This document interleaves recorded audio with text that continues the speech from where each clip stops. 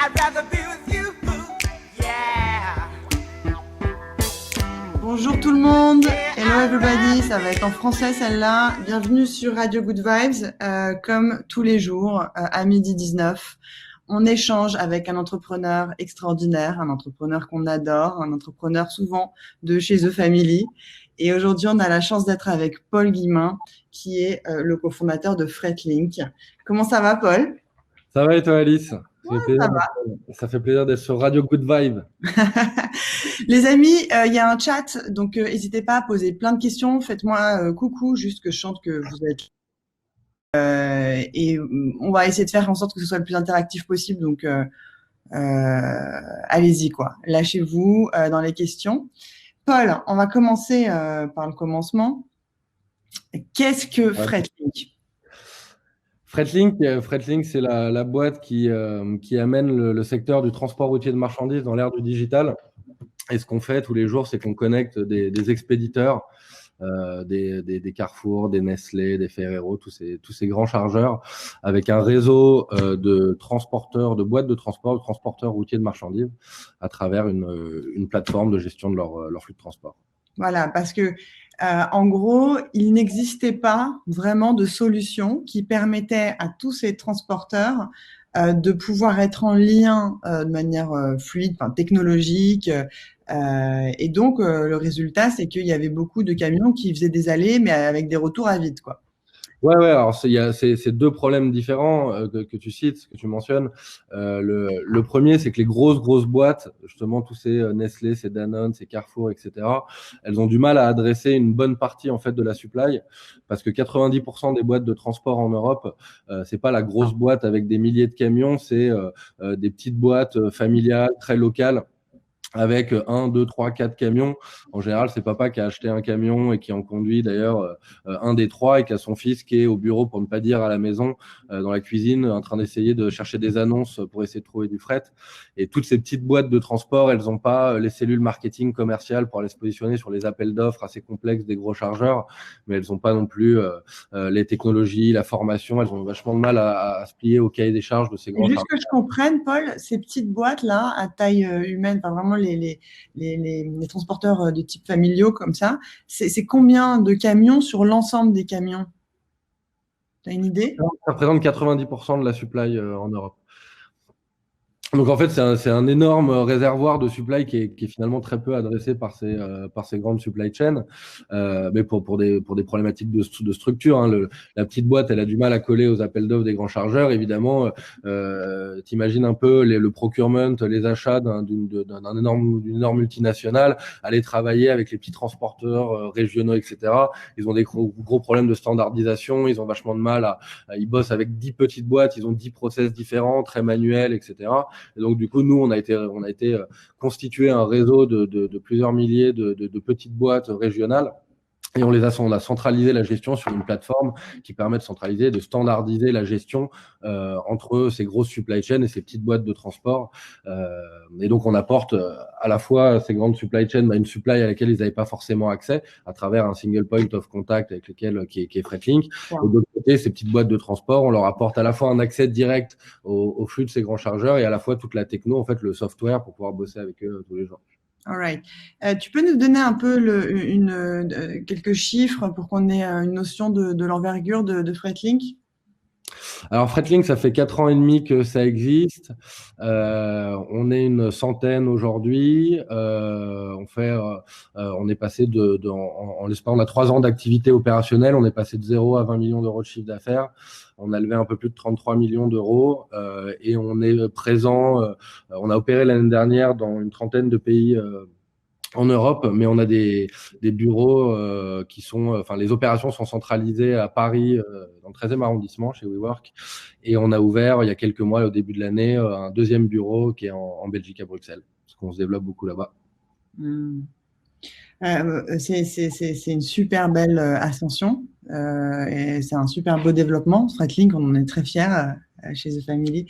Est-ce que tu peux nous raconter le tout début, d'où tu viens déjà? Est-ce que tu étais déjà entrepreneur avant de monter Fretlink? Qu'est-ce que tu avais fait avant et comment cette idée t'est venue? Et voilà, raconte-nous aussi tes associés, ton associé, voilà, on veut tout savoir. Tu veux tout savoir. Moi, j'ai toujours monté des boîtes. J'allais dire, j'ai jamais travaillé ici. J'ai toujours plutôt pas mal bossé, mais j'ai jamais bossé j'allais dire, entreprise, parce que j'ai monté ma première boîte en école de commerce. À la fin je faisais un talk devant toute la promo. Il y a un mec qui est venu me voir à la fin et qui m'a dit, écoute, je monte une agence digitale, je suis avec des devs et j'ai besoin d'un cofondateur et d'un directeur commercial pour venir m'aider à développer le projet. Et donc, on a monté cette boîte. Et on a donc c'était une agence digitale assez généraliste. On faisait du site web, de l'application mobile, jusqu'à plutôt du software orienté métier.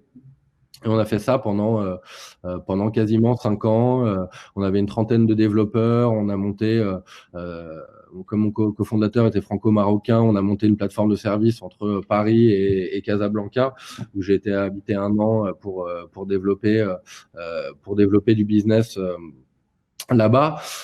Et il se trouve que totalement par hasard, dans la 2e année, j'ai rencontré un transporteur routier de marchandises qui est venu nous voir et qui nous a demandé de lui développer un TMS. Donc un TMS, c'est un Transport Management System. C'est un logiciel de gestion pour les boîtes de transport. Et donc moi, j'y connaissais absolument rien au transport de marchandises. Mais donc, en fait, on a constitué un cahier des charges avec lui. Moi, j'ai mis 3-4 développeurs sur le projet. De temps en temps, je passais la tête pour voir si on arrivait à développer et à facturer le client. Et puis, comme on est un petit peu curieux et un petit peu entrepreneur, et petit à petit, on avait commencé à essayer de comprendre comment ça marchait, comment on a échangé avec pas mal de transporteurs pour essayer déjà d'une part d'améliorer le software, mais c'est un secteur qui est assez passionnant. Et donc, on a échangé avec beaucoup de transporteurs, beaucoup de chargeurs pour comprendre un peu comment ça marchait. Et là, on s'est rendu compte qu'effectivement, il y a beaucoup de choses qui allaient changer avec le digital dans ces prochaines années. C'est un marché qui est qui est assez archaïque dans les process, qui est très peu digitalisé. Et on s'est rendu compte qu'il y avait beaucoup de choses à faire. Et donc, c'est pour ça que fin 2015, on a décidé avec mon cousin et cofondateur de monter Fretlink pour essayer de résoudre tous ces problèmes. Donc, ton cousin, c'était déjà celui avec qui tu étais associé préalablement ou pas du tout? Non, pas du tout. J'avais un autre associé avec lequel on a monté cette agence. Ok. On a développé pendant plusieurs années. C'est génial. En fait, la problématique t'a été soufflée directement par un besoin client, quoi. Ouais, clairement. Ouais. C'est en développant les fonctionnalités, en essayant de facturer du temps jour homme en plus, du développement en plus et des nouvelles fonctionnalités qu'on s'est rendu compte qu'en fait, on avait d'un côté les transporteurs qui développaient leurs solutions, que de l'autre côté, on avait, en rencontrant des chargeurs, des expéditeurs, ils nous demandaient de développer des solutions, mais à aucun moment donné, en fait, il y avait un pont entre les deux et que chacun voyait un peu les problématiques chacun de son côté, alors qu'en fait, la problématique, elle doit être envisagée de façon globale. C'est comment on arrive à organiser un workflow fluide et efficient entre les expéditeurs et les transporteurs. Et on s'est dit, plutôt que de développer soit des solutions côté transporteur, des TMS, soit des modules de gestion côté chargeur, on va développer tout simplement une plateforme entre les deux qui va permettre de réunir ces chargeurs et ces transporteurs. Sûr. Alors, c'est marrant parce que des idées comme ça, beaucoup de gens ont pu en avoir. Moi, je sais que un de mes associés, Balthazar, avait travaillé sur une idée qui était sur une startup qui était exactement celle de Fretlink, en fait. Mais dans l'exécution, ça n'a pas donné la même chose. Sinon, il n'aurait pas rejoint ensuite The Family. Mais au départ, il est rentré chez The Family sur une idée qui était vraiment similaire à celle-là, avec Kourosh qui ensuite a monté Inato. Et du coup, en fait, dans le point de départ, en fait, une couche technologique, enfin un produit technologique ne résout pas un problème en tant que tel. Il y a quand même un point d'entrée. Par qui je commence ? Est-ce que je commence par les transporteurs ou est-ce que je commence par les autres? Et comment je convainc les uns les autres d'utiliser la solution? Et finalement, ça marchait beaucoup, moi, de ce que j'ai pu observer chez vous, mais dis-moi si j'ai tort, à aller sur le terrain et à aller convaincre directement et faire à la main les premiers deals. Alors, déjà, commencer par dire que c'est via Balthazar qu'on est rentré chez The Family. Ensuite, dire que je pense que s'il n'y avait pas Balthazar, Fretlink, on ne serait pas forcément là aujourd'hui. Balthazar, il est au board de Fretlink depuis les débuts. Et on a beaucoup bossé, notamment les premiers mois. On a passé des heures au carré dans une salle avec Antoine et avec Balthazar et Didier ensuite qui nous a rejoint comme cofondateur pour essayer de trouver le point d'approche. Et effectivement, on a eu plusieurs réflexions. On s'est dit, est-ce qu'on développe, et c'était un peu la thèse de Balthazar quand il avait monté Fleet Impact, c'était est-ce que on développe un logiciel gratuit pour les transporteurs ou payant, mais en tout cas on développe un logiciel pour les transporteurs, on va essayer d'en équiper un maximum et ensuite par-dessus on va développer un marketplace pour les connecter. Là où nous en fait on s'est rendu compte que le marché du TMS était hyper compliqué et que déjà il nous faudrait 5 à 10 ans pour prendre le marché des TMS qui est hyper compétitif, qui est hyper complexe, pour ensuite pouvoir lancer notre projet de plateforme, ce qui était trop compliqué. Donc finalement, on a décidé d'aller plutôt côté chargeur. Et d'aller récupérer les flux de transport, d'aller convaincre des gros chargeurs de nous confier la gestion de leurs flux de transport et ensuite d'arriver avec des flux dans les mains. Et évidemment, les transporteurs, quand tu les appelles et que tu leur dis, alors écoutez, on a un software, on va vous faire passer dans le digital, faire de l'automatisation, mieux monitorer vos opérations. À l'époque, ils raccrochent toujours assez rapidement. Par contre, quand tu les appelles et que tu leur dis, bah écoute, moi j'ai 500 000 euros de flux de transport que je dois dispatcher, c'est beaucoup plus facile de pouvoir commencer à bosser avec eux, leur donner des flux de transport et puis au bout d'un mois leur dire attends, je t'appelle tous les jours pour te filer mes flux, il y en a marre, tu veux pas prendre mon interface, comme ça t'acceptes automatiquement les lots sur la plateforme et puis après petit à petit développer des features dans la verticale pour commencer à le digitaliser. Mais c'était beaucoup plus simple d'arriver avec des flux parce qu'ils étaient évidemment beaucoup plus réceptifs. Et on a exactement le même démarrage pour Spacefield. Qu'on connaît bien aussi, ouais. Exactement le démarrage. Il s'occupe de warehouse, des entrepôts. Et il commence par de la marchandise aussi. Ce qui est marrant, c'est que pour la petite histoire, Spacefield, on les a hébergés pendant 1 mois et demi, juste avant qu'ils rentrent chez Station F, parce qu'ils cherchaient un endroit pour pouvoir bosser.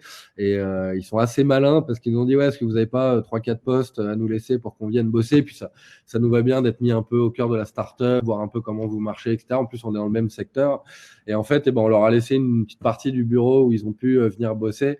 Et en fait, je me suis rendu compte que tous les midis, ils avaient un déj avec ma head of growth, avec le directeur commercial, avec en fait, ils allaient voir tout le monde dans l'équipe pour prendre des notes, etc.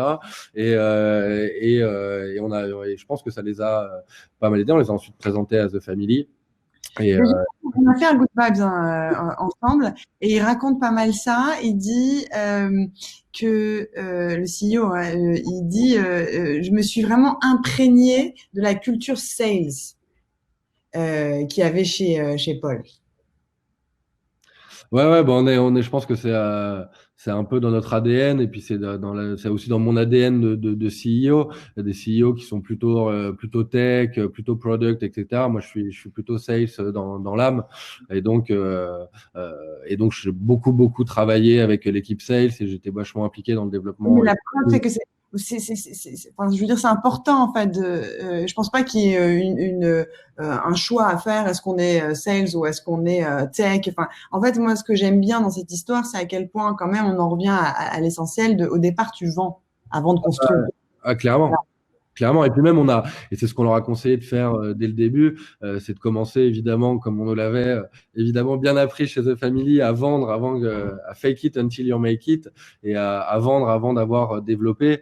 Et nous, c'est comme ça qu'on s'est lancé chez Fretlink. Pendant 1 an, on a fait beaucoup de marketing de contenu, on a sorti des articles, on a lancé pas mal de campagnes parce qu'on sentait qu'il y avait des problématiques de traçabilité, qu'il y avait des problématiques de trouver du capacitif, etc. On voulait savoir un peu où situer notre proposition de valeur, et donc on a énormément vendu finalement pour essayer de voir un peu où on a un peu lancé des graines un peu partout pour voir un peu où ça poussait le plus. Et après, petit à petit, on a commencé à segmenter notre marché, à développer notre produit en fonction de là où il y avait des besoins. Et c'est vraiment ça dans notre ADN, je veux dire, c'est ce qu'on.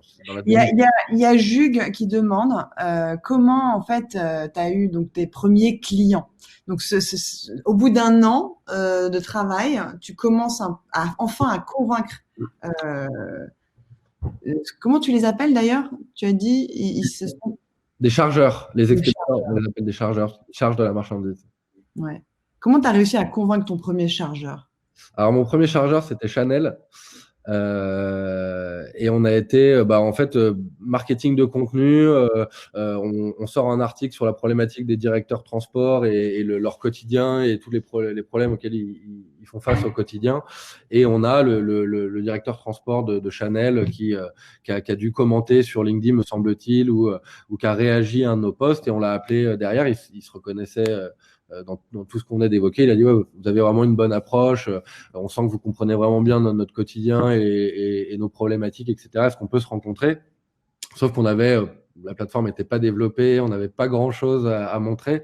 Et en fait, ce qu'on a fait, c'est qu'on y a été avec des mock-ups de la plateforme, et on a fait tout un rendez-vous en fait en prétendant que le produit était prêt, quasiment prêt évidemment, qui manquait que quelques semaines pour le sortir. Et en fait, c'était hyper intéressant parce qu'on s'est retrouvé avec les mock-ups, enfin évidemment on les avait mis en ligne, on avait fait un truc qui semblait à peu près marcher à peu près vrai. Et en fait, très rapidement, c'était intéressant, c'est que non seulement il a trouvé que le concept était très bien, qu'il a montré un gros intérêt, mais tout de suite il est rentré dans ah ouais, mais ça par contre je l'aurais pas fait comme ça, nous en fait ce qu'on a besoin c'est de pouvoir rapidement cliquer sur un bouton qui nous emmène là, etc. Et nous on prenait des notes, et en fait on a un peu construit on a fait un ou deux rendez-vous comme ça, et on a un peu construit notre produit avec ce client. Et en fait, il nous a dit, mais du coup, comment ça se passe? On peut commencer, etc. Là, on a dit, vous comprenez, il faut qu'on attende une dernière fonctionnalité. On préfère pas aller trop vite. Il faut nous laisser encore 1 ou 2 mois. C'est cool, il y a l'été qui approchait, etc. On lui a dit, on commence en septembre, le temps de nous de sortir les dernières features dont vous nous avez parlé, qui sont hyper intéressantes, etc. Et là, on est rentré à la maison. On s'est tous mis à fond dessus pour sortir le produit. Donc non seulement on a réussi à le vendre avant qu'il soit prêt, et donc c'était cool parce qu'on avait un premier client qui était prêt à prendre et à utiliser le produit, et donc on a développé une fois qu'on était sûr d'avoir le premier client. Et en plus de ça, on en a fait un vrai ambassadeur, parce que il a tellement kiffé la démarche qu'on l'a onboardé avec nous, et c'était le premier à nous appeler à 23h ou à nous envoyer des messages pour nous dire ah ouais, j'ai pensé à un truc, il faudrait rajouter ci, rajouter ça, etc. Donc en fait il a intégré l'équipe produit, quoi, et nous a aidé à développer Il est toujours client? Non, il est plus client, parce qu'en fait, il correspond pas réellement à notre cible de transport vers laquelle on s'est vachement. Qui est ta cible aujourd'hui? C'est des très gros chargeurs qui ont des flux européens en camion complet. Et lui, il se trouve que dans sa division, dans ce qu'il faisait, c'était du transport partiel, très régional, très courte distance. Exactement, un peu plus pour un client, plus pour Trusk. Et donc, en fait, rapidement, et ça a été un choix qui a été assez difficile, et je pense que c'est propre à beaucoup de boîtes en B2B, c'est qu'on se retrouve avec un peu notre ambassadeur, notre gros client, etc., mais sur lequel on regrette rien, parce qu'il nous a permis de nous lancer, qu'on a appris énormément de choses avec lui, etc. Mais à un moment donné, ce client ne devient plus dans la cible. Il commence un peu trop à s'écarter. Il nous disait ouais, j'aimerais bien développer ça, puis un lien avec mes entrepôts, et puis faire ci, faire ça, et puis il nous demandait de beaucoup creuser dans les verticales, là où nous, en fait, c'est pas vers ça qu'on voulait aller. Et là, on s'est retrouvé dans un choix qui a été vraiment difficile. C'est qu'à la fois, c'est un peu lui qui tirait la startup vers le haut, et à la fois, il nous emmenait sur une voie vers laquelle on voulait pas forcément nous engouffrer. Et donc ça a été assez dur de faire ce choix, mais un jour on l'a appelé, on lui a dit on va arrêter de bosser avec vous, parce que voilà, donc c'est dur parce qu'on était en plein roadshow, on était en train d'essayer de lever des fonds, etc. C'était un peu notre gros client ambassadeur, etc. Donc c'est toujours dur à expliquer, mais on regrette pas du tout ce choix-là, parce que je pense qu'il faut être capable d'être, et surtout en B2B, de choisir ses clients, parce que c'est un peu le choix de client qui drive le développement et le chemin vers lequel on se dirige. Et donc, Paul, j'ai envie d'aborder un peu la question du contexte actuel. Qu'est-ce qui s'est passé pour toi et pour Freightlink depuis le début de la crise? La logistique a été hyper importante. C'est vraiment le sujet qui a permis à tout le monde d'approvisionner tous les Carrefour & Co, quoi. Est-ce que toi, tu étais impliqué est-ce que tes camions, tes chargeurs étaient impliqués dans cette logistique-là? Et qu'est-ce qui s'est passé, en fait, pour vous? Alors, nous, une semaine avant l'annonce du confinement, nous, on a mis toute la boîte en remote, on a un peu anticipé le truc. En fait, c'est passé plusieurs choses. Alors, on est clairement, comme tu le dis, on n'est vraiment pas les plus à plaindre. Autant, on a des potes qui ont eu leur chiffre d'affaires qui est passé à zéro en 24 heures. C'est pas du tout notre cas parce qu'on est dans un secteur qui était assez préservé. En gros, on a une partie de nos clients qui sont plutôt dans l'industrie lourde, notamment dans l'automobile, etc., dans la métallurgie, etc., qui, eux, ont eu des supply chains qui ont des usines et des supply chains qui ont été complètement mises à l'arrêt. Donc, on a une grosse chute d'activité sur cette partie de clients. Mais on a aussi une partie, heureusement, une grosse partie de nos clients que sont la GMS, donc la grande distribution. On travaille beaucoup avec Casino, Carrefour, qui sont nos clients, mais aussi avec tous leurs fournisseurs. Et là, ce qu'on a vécu, c'est qu'on a vécu un énorme pic d'activité au moment du confinement, là où tout le monde se sont rués sur les supermarchés, ont été achetés 20 paquets de PQ, etc. Et on fait des provisions pour 6 mois. Là, on a un énorme pic d'activité sur la GMS. Après, ça s'est beaucoup plus stabilisé après quelques semaines après le début du confinement. Donc ça va, on a réussi à maintenir un niveau d'activité. Ok. Mais on a quand même une partie de nos clients et notamment on avait beaucoup de démarrages de nouveaux clients dans l'industrie lourde qui devaient intervenir en mars, avril, mai, qui ont été reportés. Donc ça c'est D'accord.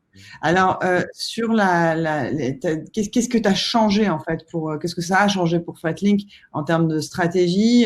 Est-ce que tu as fait aussi est-ce que tu as pris des décisions difficiles, j'imagine, mais de réduction des coûts? Comment ça s'est passé? Enfin, raconte-moi un petit peu tout ça. Ouais, assez rapidement, mais comme beaucoup de gens, je pense qu'on s'est dit que ça allait, que ça sentait pas bon en tout cas, et très rapidement, on s'est rendu compte que ça puait pas mal, et donc on a réussi quand même à prendre des décisions assez drastiques et assez rapides, surtout alors, il se trouve que nous, on venait d'onboarder énormément de monde en début d'année avec beaucoup de périodes d'essai qui étaient arrivées en janvier, et on avait une trentaine de postes qui étaient ouverts et sur lesquels on était en plein recrutement. Avec déjà des recrutements qui étaient d'ailleurs pas mal avancés dans le pipe. Et donc les premières décisions qu'on a prises, c'est d'arrêter de geler tous les recrutements. Sauf un ou deux recrutements assez stratégiques qu'on a maintenus. On s'est séparé d'une bonne partie de people chez nous qui étaient en période d'essai, et on a mené une grosse opération de cost killing dans notre boîte sur beaucoup de projets, de coûts de marketing, de com et de coûts internes qu'on avait sur lesquels on a réussi à faire beaucoup d'économies. Et tout ça en remote? Tout ça en remote, ouais. Et ça, c'est un des points qui est assez positif. Tu nous fais voir juste là, on est chez WeWork, donc c'était locaux, la tête. C'est un peu triste, il y a personne. Ouais. Seul chez WeWork. Okay. Là, il y a personne, t'es tout seul au bureau. Tout seul au bureau, ce qui est cool aussi, hein, mais j'ai hâte que tout le monde revienne. Ouais, ça s'est plutôt bien passé le remote, et je pense que il y a plein. Nous, on a vécu beaucoup de choses positives par rapport alors évidemment, on a eu des appels d'offres qui ont été décalés, on a une baisse d'activité, je pense que on a dû faire des choix difficiles, etc. Donc ça, c'était clairement la partie pas marrante. Par contre, il y a beaucoup de choses positives qui se sont passées aussi dans cette période. La première, c'est qu'on a vu on s'est mis en remote en moins de 24 heures, on a réussi à passer toute la boîte en remote de manière assez facile.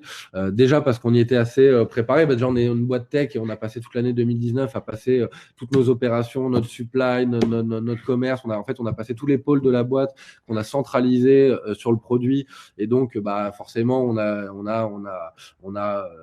on avait forcément un avantage compétitif par rapport à ça. Et en plus de ça, avec les grèves de fin 2019, on s'était préparé, on avait préparé des VPN pour tout le monde, on avait préparé toute l'architecture et tout le temps de travail en remote pour les grèves, en fait, parce qu'on avait pas mal de monde qui pouvait plus venir bosser. Et donc on a eu une vraie facilité à passer toute la boîte en remote. Contrairement, j'allais dire, à beaucoup d'acteurs traditionnels, à nos compétiteurs traditionnels qui, eux, l'ont très mal vécu et qui ont eu beaucoup de mal à organiser ce travail-là, parce qu'elles sont pas forcément des opérations centralisées sur des produits, elles ont des process qui sont pas forcément standardisés, etc. Donc ça nous a donné un vrai avantage et un vrai facteur de différenciation chez nos clients. Et en plus de ça, du point de vue process, on s'est aussi rendu compte que ça nous a vachement permis de nous améliorer sur pas mal de process opérationnels, parce que quand on est une boîte qui est centrée sur des opérations de transport, on a, ce que je te montrais, on a un énorme open space avec où tout le monde court toute la journée. C'est un peu une salle de trading, quoi, avec tout le monde qui gueule, tout le monde qui s'appelle, etc. Et le fait, en fait, d'avoir chacun chez soi et d'avoir une communication qui est différente, en fait, on s'est rendu compte de beaucoup de choses qu'on avait du mal à voir quand c'était un peu toutes les opérations ensemble sur le même plateau. Et ça nous a permis de faire une vraie dichotomie de qui fait quoi, de comment on met en place notre process, qui doit interagir à quel moment, de la transmission de l'ordre de transport jusqu'à la facturation, etc. Et en fait, on s'est rendu compte qu'on avait on s'est vachement amélioré sur nos process ops grâce au confinement, parce que si pas bien processé, c'était mort. T'es resté à Paris pendant le confinement. Ouais, je suis resté à Paris. Ouais. Et tu es papa. Et je suis papa, ouais, depuis bientôt 1 an. Voilà. Et donc ton petit fiston, comment ça s'est passé pendant le confinement? Ça s'est plutôt bien passé. L'organisation était un peu compliquée. Bon, déjà, pour moi, personnellement, ça a été assez compliqué parce que je suis un ultra hyperactif et j'ai l'habitude un peu de courir partout, d'aller voir tout le monde et c'est vrai que le changement de rythme et surtout dans les premières semaines où c'était un peu le blackout total, plus personne ne répondait, etc. Ça a été un espèce de changement de rythme qui a pas été évident. Et puis après l'organisation, parce que j'ai ma chérie qui était aussi pas mal sous l'eau avec le boulot, donc il a fallu s'organiser. Je prends la chambre, tu prends le salon, on inverse, tu as une visio, je prends le petit, etc. Donc ça a été une organisation qui n'a pas été évidente. Avec un petit qui a en plus de ça décidé de faire ses dents au meilleur moment. 2e semaine de confinement, le petit commence à faire ses dents, il gueulait du matin au soir et du soir au matin, donc ça arrangeait pas nos affaires. Par contre, le côté positif et là où j'ai vraiment grave kiffé, c'est que j'ai pu passer énormément de temps avec lui, me lever tous les matins, lui donner son bain, m'occuper de lui, jouer avec lui, etc. Et avec un peu de recul, je me dis que là, surtout dans la phase dans laquelle on est avec Fretlink, ou depuis le début de l'année, En fait. j'aurais jamais eu le temps de faire ça. Je rentre à 20h, 20h30, voire plus le soir. Ce soit il était couché ou j'avais le temps de lui filer un biberon avant d'aller le coucher, etc. Et je l'ai pas énormément vu. Et là, le fait de pouvoir passer beaucoup de temps avec lui, d'aller me faire des promenades avec lui, de jouer avec lui et tout, c'était quand même un gros kiff. Et je trouve que c'est une grosse chance, surtout à cet âge-là. Je pense que je le trouverais magnifique à tous les âges, mais entre 8 et 10 mois, c'est quand même un sacré bout de chou qui commence à interagir et avec lequel on commence à bien se marrer. Et du coup, tu as envie de garder un peu de remote dans ta vie après? Ouais. Pour moi, comme pour toutes les équipes, je pense que c'est une bonne occasion de repenser un peu la manière avec laquelle on veut travailler. Je suis pas pour le full remote. Parce que je pense que le télétravail, ça doit être un choix. Je pense que c'est super parce que tout ce qui s'est passé, le fait qu'on arrive à hyper bien opérer en remote, etc., ça va nous permettre d'avancer vers plus de flexibilité dans le travail et de pouvoir mener des projets de remote en interne. Par contre, je pense que ça doit rester un choix parce qu'il y a des gens dans notre équipe qui veulent revenir au bureau le plus rapidement possible et qui veulent bien faire un peu de remote de temps en temps, mais qui aiment bien être au bureau avec les collègues. Et on veut pas que ça soit imposé. Et d'ailleurs, à partir des prochaines semaines, là, ceux qui veulent revenir travailler, on commence à mettre en place un planning pour que les gens puissent revenir bosser au bureau dès qu'on pourra. Qu'est-ce que la crise pour toi a apporté avec un peu de recul? Qu'est-ce que tu arrives à en retirer quelque part, de manière positive? Alors, j'ai compris, les process se sont améliorés. Bon, ça, c'est génial. Déjà, c'est une bonne chose. Je pense que c'est une grosse opportunité pour les entrepreneurs qui ont été dans des grosses phases de développement ces dernières années et qui ont vécu seed, série A, série B qui se sont enchaînés ou qui ont été, j'allais dire levés de fonds ou pas, mais en tout cas qui ont été dans des phases d'hypercroissance et qui ont toujours été un peu en train de courir après leur boîte et à travers le développement. Ça va permettre à beaucoup d'entrepreneurs de devenir des managers Et ça, c'est quelque chose dont j'ai beaucoup parlé. On se fait des meetings, on s'est fait beaucoup de visio avec des CEO de The Family. Avec qui t'aimes bien parler? J'aime bien savoir un peu les bandes, les Ouais, cercles. les bornes, nous, on a un peu un trio magique, Pierre Munier, donc le CEO de Side, et Charles Thomas, le CEO de Comet.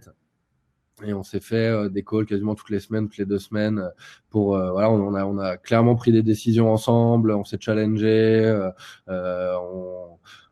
voilà, on peut évidemment tous dire en toute transparence, putain c'est la merde, comment on va faire, etc. Bah tiens, ça je l'ai géré la semaine dernière, j'ai passé 3 jours dessus, tiens je t'envoie tous les liens, etc. pour chômage partiel, pour plein de choses qu'on a mis en place dans l'équipe, etc. Donc on s'est fait, je pense, pas mal gagner du temps les uns les autres.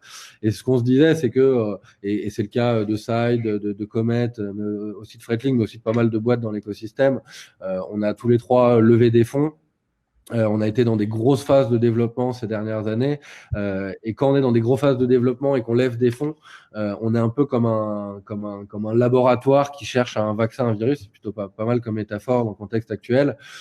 Et on peut se permettre de faire beaucoup d'expériences, beaucoup de tests et de dépenser du cash pour essayer beaucoup de choses pour voir ce qui marche. Parce que le but est de plus rapidement possible et avant les autres de trouver le vaccin et de pouvoir le déployer sur le marché. Et donc, forcément, on est dans un truc où on va très vite embaucher, se lancer sur des projets, investir dans, j'allais dire, lancer des graines un peu partout et voir un peu ce qui pousse le mieux et ensuite se refocaliser là-dessus. Là où forcément, quand la crise arrive et qu'il y a moins d'argent sur le marché et qu'il y a la crise sanitaire, mais aussi quand même une grosse crise économique derrière, et ben là, on se retrouve à devoir vraiment gérer son entreprise au sens où le développement est un peu forcément en berne pour beaucoup de boîtes et il y a beaucoup de projets de développement. Place à l'expérimentation maintenant, en fait, ce que tu dis. Exactement. Et là, j'ai vu, c'est mon cas, mais j'ai vu aussi beaucoup de CEO autour de moi qui ont commencé à reprendre leur PNL, à reprendre tout leur poste de dépenses et à regarder est-ce que ça nous sert, oui, quand, comment, est-ce que ça, on investit, je vois que finalement, on dépense, même si c'est 1000 balles par mois, mais ouais, ça fait 12 mois qu'on dépense 1000 ou 2000 balles par mois là-dedans. Ça nous a apporté quelque chose? Est-ce que, voilà, et de vraiment challenger tous les process, toutes les dépenses, le moindre centime qui est sorti de la boîte, est-ce que ça sert vraiment le développement? Est-ce que ça sert le développement? Question hyper intéressante qu'on a dû se poser beaucoup pendant la crise, c'est est-ce que ça sert notre développement à 6, à 18 ou à 24 mois et de devoir abandonner beaucoup de développements qui étaient plutôt des développements long terme que des choses qui disaient allez, ça nous permet de passer le haut de la bosse, ça va nous permettre de vraiment faire la différence dans les 6-8 prochains mois. Donc c'est sur ça qu'on se concentre et on abandonne tout le reste.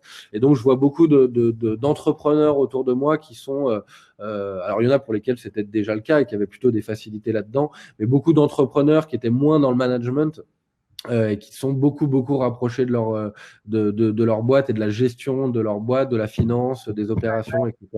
Et exactement, beaucoup progressé là-dessus pendant la crise. Donc c'est plutôt pas eu le choix, quoi. Et c'est, je pense, une super corde à notre arc. Vraiment, après cette grande phase de il faut aller convaincre les premiers clients, des investisseurs, une team de nous rejoindre, des partenaires, etc. Et d'être dans une grosse phase à courir partout où on n'est pas forcément en train on est dans des gros projets d'investissement. Je pense que ça a permis à beaucoup d'entrepreneurs de rajouter une nouvelle corde à leur arc et d'apprendre ce que c'est que de se séparer des gens de son équipe, d'abandonner des projets, d'aborder des boards où c'est pas la fête, mais de dire je vais vous expliquer, en fait ça va pas, c'est compliqué, sur ce projet on se casse la gueule, on va devoir l'arrêter, etc. Donc c'est apprendre à prendre des décisions difficiles, apprendre à se séparer de membres de son équipe, ce qui est quand même, je pense, pour les entrepreneurs une hantise et le plus difficile à faire, je pense. Et d'apprendre à vraiment gérer une boîte et gérer les investissements et la finance dans leur boîte. Et je pense que ça va apporter à énormément d'entrepreneurs dans l'écosystème. C'était très bien dit, mon cher Paul. On a Maria qui demande, est-ce que tu fais des exercices pendant le confinement? Est-ce que tu vas conserver cette bonne habitude? Do you exercise? J'ai pas fait beaucoup d'exercices, pour être très honnête. Mais j'ai fait Petit Bambou. Ça, j'ai téléchargé Petit Bambou. J'ai bien kiffé. Voilà, j'ai découvert la méditation avec Petit Bambou et j'avoue que que ça marche. Je pense que ça dépend des gens, mais en tout cas, moi, ça marche vraiment bien. Ça m'aide un peu à me poser, à me libérer un peu l'esprit. Et j'ai trouvé ça vraiment bien. Et d'ailleurs, je vais commencer à la rentrée. Je me suis inscrit en septembre à des trucs de pleine conscience, à des ateliers de pleine conscience. Donc, je pense que je vais continuer dans cette voie-là. Et je trouve que c'est vraiment, vraiment bien. C'est tellement essentiel, surtout quand tu es dans une charge de travail aussi intense que la tienne. Ouais, non, franchement, j'ai trouvé ça vraiment bien. Je le recommande. Je le recommande. On a Nico qui demande quelles sont tes prochaines étapes et tes objectifs. Donc. Ah, ça y est, on revient sur des choses beaucoup plus. On ramène au concret. Ouais, ouais, tout ça. Alors déjà, ma première étape, c'est quand même de réussir à faire en sorte que tout le monde arrive à revenir au bureau dans de bonnes conditions dans les prochaines semaines, les prochains mois. Là, on a décalé le remote jusqu'au 1er septembre. Pour ceux qui le veulent et pour ceux qui veulent revenir au bureau, on est en train de petit à petit mettre un agenda pour qu'ils puissent revenir 1 jour par semaine, 2 jours par semaine, 3 jours par semaine. Donc il y a une grosse organisation autour du déconfinement. Mes gros enjeux actuels, mais qui sont aussi les prochains dans lesquels on en a pas parlé tout à l'heure, mais ça me permet de revenir dessus, c'est qu'on est en train d'énormément progresser sur tout le pilotage de la boîte. On est quand même passé de 10 à 100 en 18 mois, ça a été quand même assez intense, embauché 50 personnes en 2019, etc. Et on a un vrai sujet de middle management, de descendre la culture des fondateurs partout dans la boîte, à tous les salariés, vraiment d'organisation, mais aussi de management de la performance dans la boîte. On n'est plus une petite famille de 10 personnes avec lesquelles on va boire une bière tous les soirs et on commence à devenir une centaine de personnes. Il faut commencer à piloter assez finement la boîte. Donc, je disais que les entrepreneurs étaient confrontés à ça et pendant le confinement étaient amenés à devenir des meilleurs managers. Mais nous, on a des gros sujets de management de la performance de la boîte, de réussir à créer un middle management hyper performant. On est hyper content de ce qu'on a fait ces derniers mois. Et le fait justement de plus être en permanence en train de courir derrière notre boîte, ça nous a permis de nous poser, de challenger les process et de vraiment nous appuyer et travailler beaucoup sur l'équipe, sur l'organisation, sur la manière dont on organisait nos boards, nos comités de pilotage, les reports hebdomadaires, etc. Je trouve qu'on a énormément level up là-dessus. Je ne sais pas si on aurait eu le temps de mener tous ces chantiers si on avait été dans une énorme phase de croissance. En tout cas, ça aurait été plus compliqué de les mener comme on les a menés ces derniers mois. Et donc, c'est des sujets qui sont en cours, mais qu'on veut continuer, profiter en tout cas de cette période dans les prochains mois pour se dire, voilà, on a levé une série A, une série B, on a des super clients qui nous suivent, on a une super team de 100 personnes, on a un super produit, on commence à vraiment faire notre place sur le marché. On veut passer à une grosse étape de croissance en Europe. C'est une grosse étape de croissance en Europe et on sait que pour pouvoir scaler à très grande échelle, il va falloir qu'on arrive à le faire sur des bases ultra solides.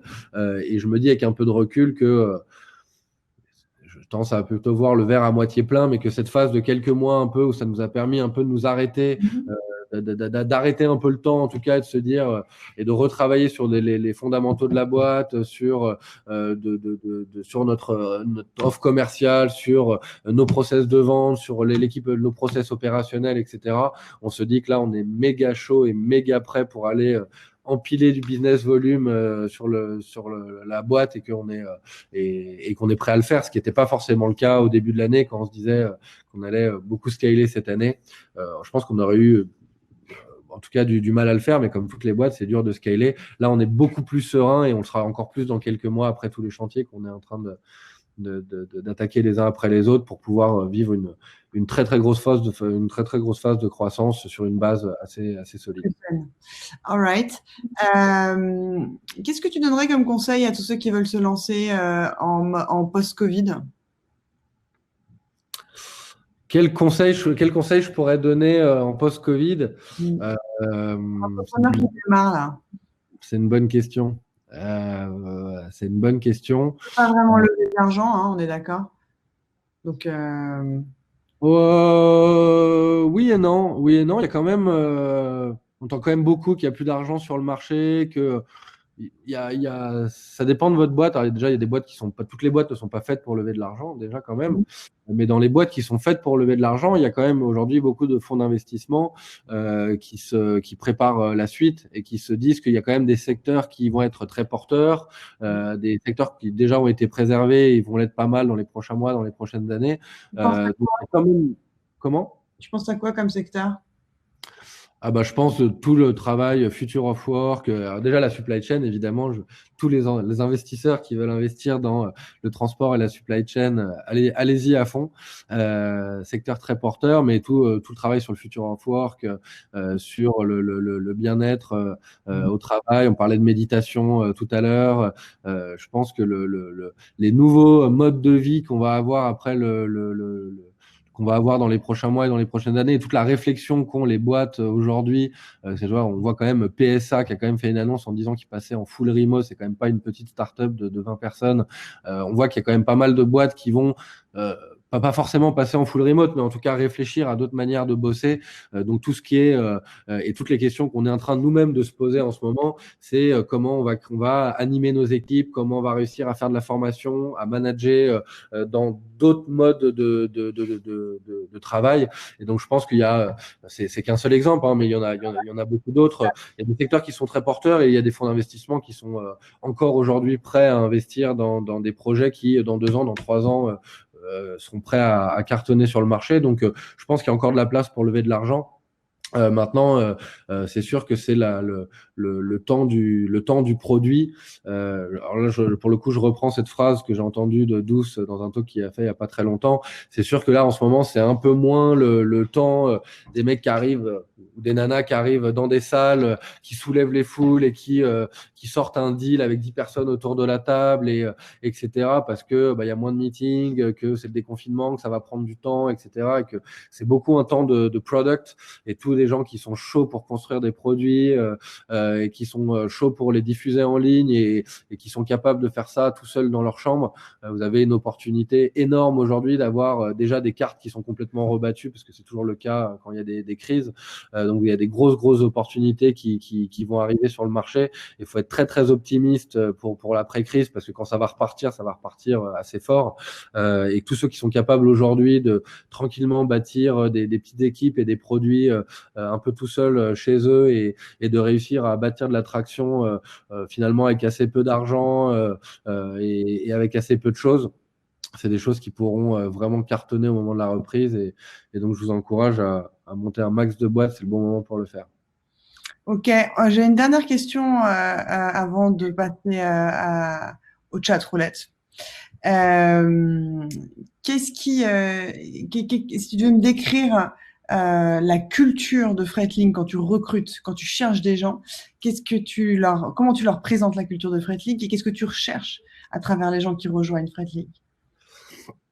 Alors, ce qui est important dans la culture de Fretlink, je pense que c'est vraiment un des points qui est clé, c'est la diversité.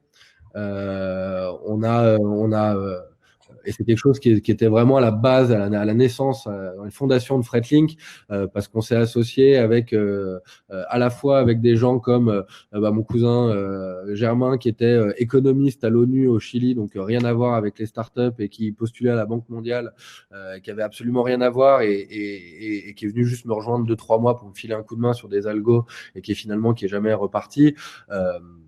Des gens comme Frédéric Menou, qui est notre CTO, qui est l'ancien CTO de Captain Train, qui est devenu Trendline, mais aussi notre 4e cofondateur, qui a une 50aine d'années et qui est un vieux loup du transport, qui a commencé à 18 ans dans la boîte familiale de son père, qui avait 1 ou 2 camions et qui est devenu qui est passé à 700 camions en 20 ans et qui est devenu un des plus gros transporteurs français, qui a eu beaucoup de success story dans le monde du transport.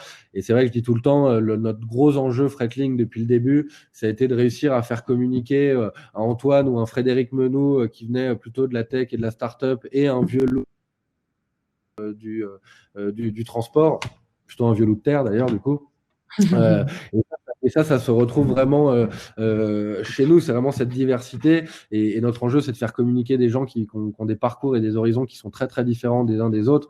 Un de nos premiers salariés et notre premier commercial, c'est quelqu'un qui est venu me voir et qui m'a dit qu'il était menuisier, qui faisait du porte-à-porte pour vendre des fenêtres qui ne connaissait absolument rien au transport, qu'il avait jamais vu un camion de sa vie et qu'il avait par ailleurs jamais bossé dans une start-up. Mais j'ai été boire une bière avec lui en 1 heure. Il m'a dit, écoute, moi, je crois à fond en ton truc, tu peux compter sur moi, je vais ouvrir toutes les portes, etc. Aujourd'hui, c'est un de nos meilleurs sales et il s'occupe du développement chez nous et c'est une vraie star, Jean-David, c'est une vraie star dans notre boîte. Et voilà, et je pense que c'est vraiment quelque chose qui fait vraiment partie de notre culture. On dit souvent qu'une boîte et une team, c'est l'extension de l'ADN de ses fondateurs. Notre équipe fondatrice, notre équipe de managers, notre comité de direction et toute notre boîte, c'est des gens qui soit sont à fond, qui étaient à fond dans les startups et qui viennent de cet écosystème, soit des gens qui ne connaissaient absolument rien aux startups et qui travaillaient dans des boîtes de logistique ou de transport régional, etc. Et c'est vraiment ce mix qu'on veut réussir à créer. Je pense qui fait notre vraie force chez Freightlink. Donc, all right. Il y a Matt qui demande quand est-ce que vous comptez reprendre les recrutements? Je pense qu'on va reprendre les recrutements. Alors, je pense qu'on est dans un contexte qui est assez incertain, donc c'est assez dur de s'engager là-dessus. Mais je pense qu'on va reprendre des recrutements d'ici la fin de l'année. Donc là, vraiment, on va vraiment se concentrer sur l'équipe et sur le retour de l'équipe au bureau dans les prochains mois et en fonction évidemment de l'évolution du business et aussi de la manière dont les flux industriels vont reprendre. Et ben, on va commencer à réembaucher d'ici la fin de l'année. Paul, Alice, quelle est la chanson qui te met bien le matin? La chanson qui me met bien le matin, tu vas pas être déçue, ma petite Alice. Tu vas pas être déçue. Ça, je sens que ça va te plaire. Ce matin, en sortant de chez moi, et j'avoue que j'écoute pas mal en ce moment. Je vais te confier quelque chose. En ce moment, je suis pas mal sur Booba. Ah ouais. Et ça, je sais que ça te plaît. Et j'écoute pas mal Ma Définition, qui est pour moi un des plus beaux sons de Booba. Et voilà. Que j'écoute pas, qui tourne pas mal en ce moment dans mon Wacos. J'aime bien Booba comme ça, mais en vrai, moi, je l'écoute pas beaucoup. Mais on va l'écouter ensemble. Ah oui, t'es en train de nous mettre du Booba, là? C'est ça, hein? Ouais, c'est ça. Ça date d'il y a longtemps, hein? Ça date d'il y a longtemps. Le Booba, il date d'il y a longtemps en même temps. Qu'est-ce qui te plaît là-dedans? Ah, c'est Booba à l'ancienne, quoi. J'aime bien. C'est Booba après Lunatic. Moi, j'étais un grand fan de Lunatic avec Booba et Ali. J'écoutais ça en permanence quand j'étais plus jeune. Et après, tous les sons qu'a fait Booba derrière, c'est un peu moins dans sa partie plus commerciale de ce qu'il a fait après, mais ça reste un des gros sons de Booba où, avec la grosse instru. Comme il a toujours su les sortir et dans lequel il est vraiment real, quoi. C'était un plaisir, Paul. Mais ben, moi aussi, ça m'a fait grave plaisir, Alice. Vraiment, c'était cool. Je pense que tout le monde veut rejoindre Freightlink maintenant. Les amis, si vous avez kiffé ce chat, ce Good Vibes, allez maintenant en networking. Vous cliquez sur networking et vous allez chat rouletter avec des gens toutes les 5 minutes. Vous allez rencontrer une personne différente. Pourquoi pas un associé? Pourquoi pas quelqu'un avec qui écouter du Booba? Pourquoi pas quelqu'un avec qui parler pour ou contre la stratégie énoncée par Monsieur Paul Zimin de Freightlink. Allez-y les amis, c'est maintenant networking. Bisous Paul. Bisous tout le monde.